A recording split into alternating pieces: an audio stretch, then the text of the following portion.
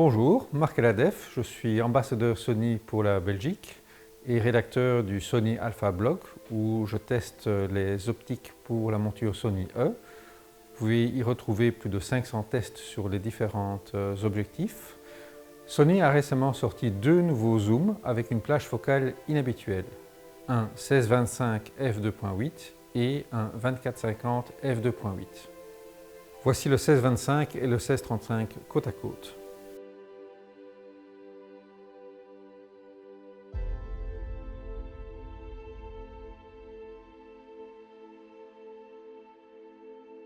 Le 16-25 est une alternative au 16-35 f2.8 GM2 et le 24-50 une alternative au 24-70 f2.8 GM2.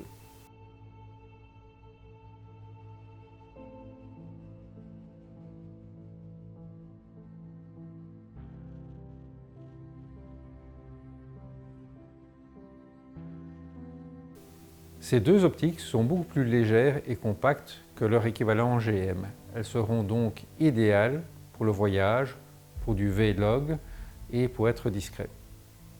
Elles présentent également l'avantage d'être beaucoup moins chères que leur équivalent GM.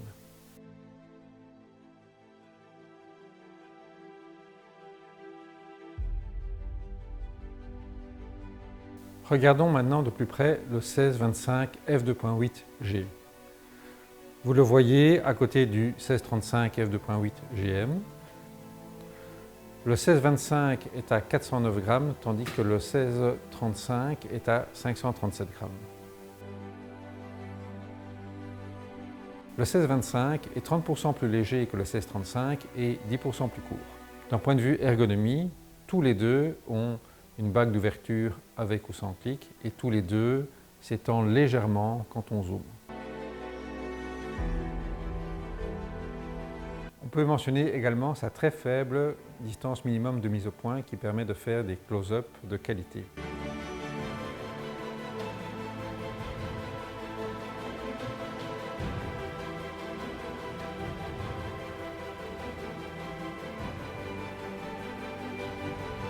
Sa taille sera également idéale sur un A7C.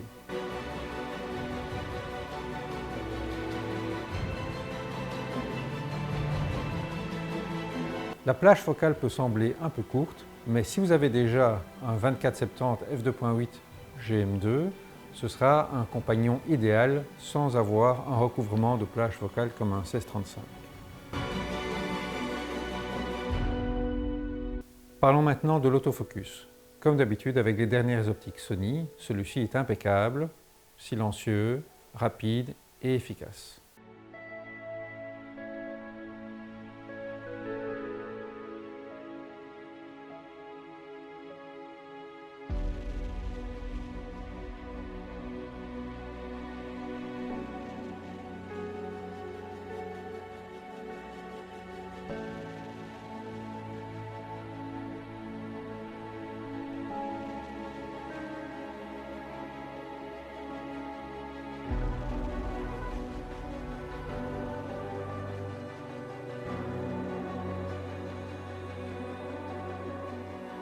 Regardons maintenant une rafale faite à 10 images par seconde avec cette optique.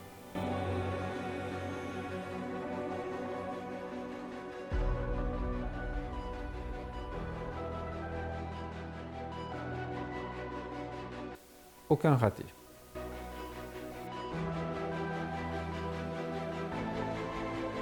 Parlons maintenant de la qualité d'image.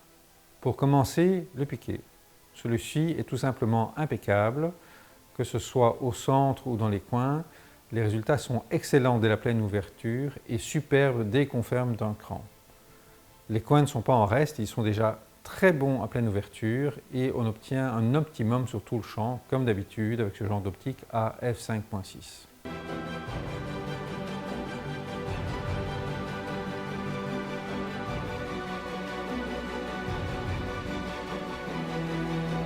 Regardons maintenant quelques exemples de photos prises dans les rues de Bruxelles, la Grand Place ou d'autres monuments.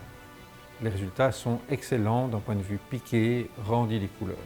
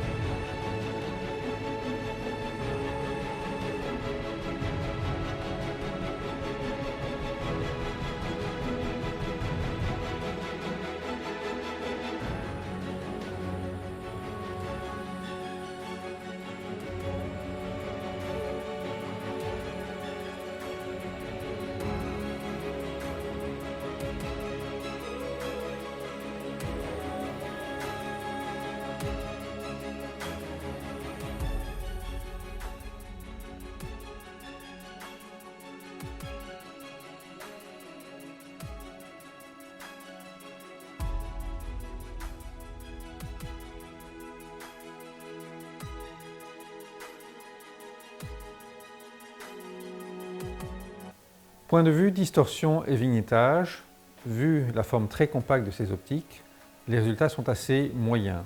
Mais en tenant compte des corrections optiques embarquées et du fait que Lightroom peut corriger tout cela automatiquement, c'est un bon choix. On obtient quand même une très bonne image.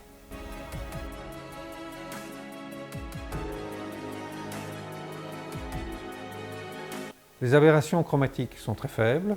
Quant aux effets d'étoiles et la résistance au flair est assez bonne et les effets d'étoiles sont bien prononcés et donneront de beaux effets.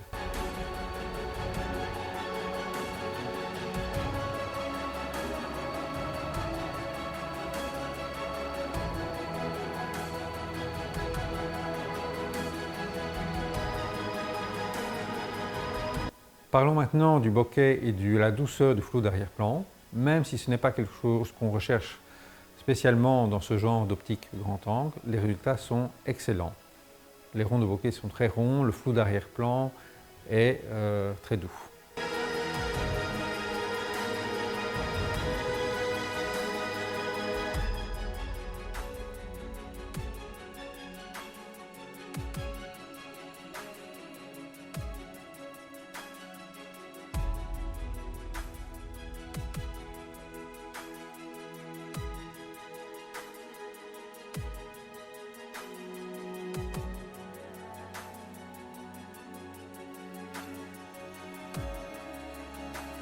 L'optique sera également idéale pour des portraits de groupe, avec un très bon rendu des peaux et de très belles couleurs très naturelles.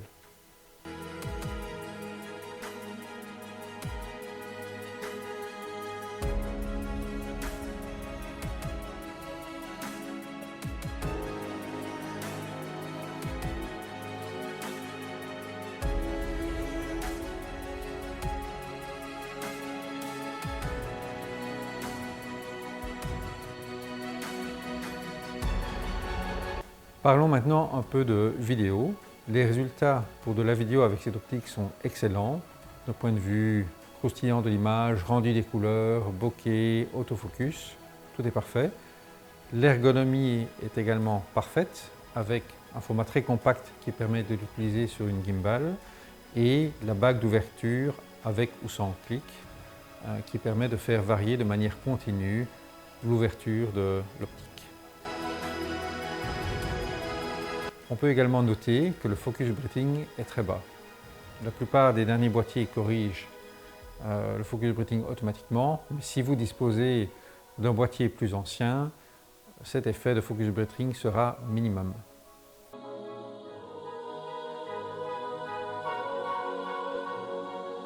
En résumé, quelles sont les alternatives pour du 16-35, 16-25 chez Sony? On a bien entendu le 16-35 f2.8 GM2, qui est l'optique de prédilection pour les paysages. On a ce 16-25 f2.8, idéal pour la vidéo, pour une gimbal ou en complément d'un 24-70.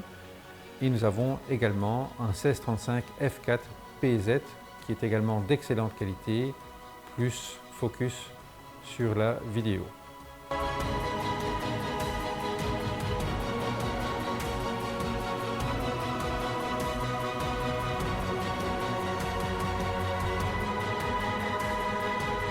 Voilà, c'est tout pour aujourd'hui pour ces optiques.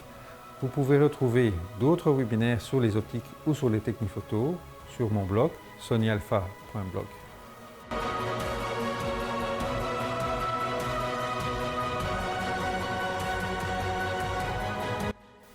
Au revoir et à bientôt pour un prochain webinaire.